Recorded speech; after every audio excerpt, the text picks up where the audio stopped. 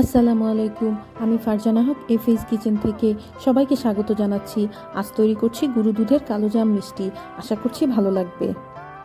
প্রথমে নিয়ে নিচ্ছি 1 cup full cream milk powder, সাথে 2 টেবিল চামচ ময়দা এবং 1 চা চামচ বেকিং পাউডার, 1 চা চামচ ঘি। চাইলে ঘিয়ের বদলে বাটার অথবা সয়াবিন তেল ব্যবহার করা যাবে।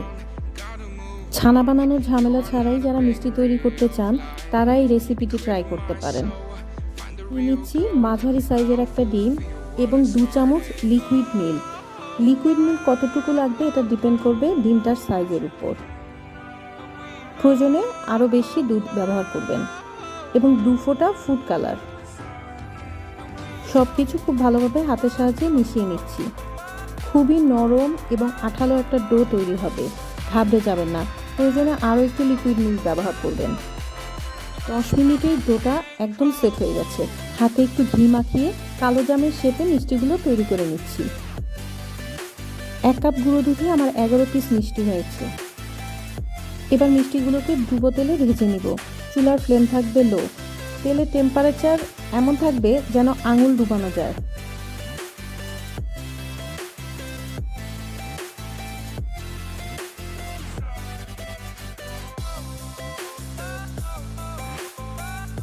এ পর্যায়ে মিষ্টিগুলো খুব নরম থাকবে, কোনোভাবেই নাড়াচাড়া অথবা উল্টে দেওয়া যাবে না।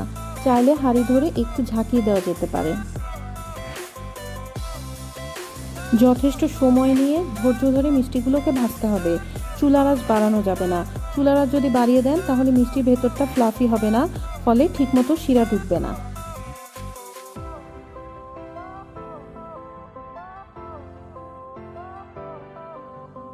দেখুন 6 মিনিট পর মিষ্টিগুলো ফুলে প্রায় 3 গুণ হয়ে গেছে।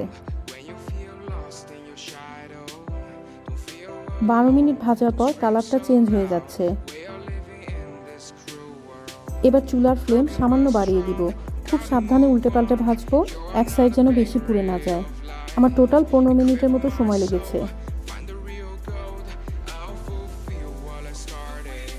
এর চেয়ে বেশি ডিপ করব না।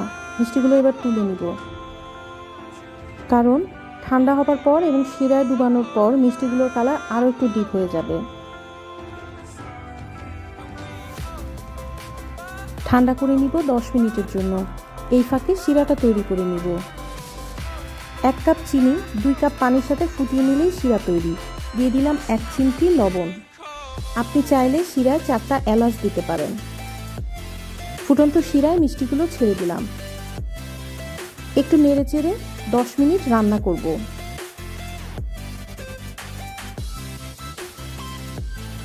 ঢাকনা দেওয়া থাকবে। এই 10 মিনিটে আমি একবারও ঢাকনা খুলব না। সম্পূর্ণ ঠান্ডা হয়ে গেলে শিরা থেকে তুলে নিব।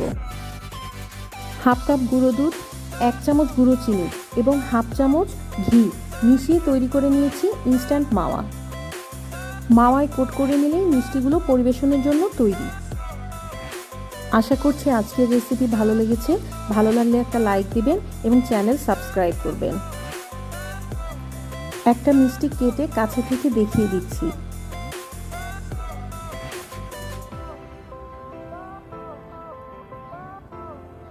দেখুন ভেতরটা কতটা ফ্লাফি এবং রসে টইটুম্বর হয়েছে।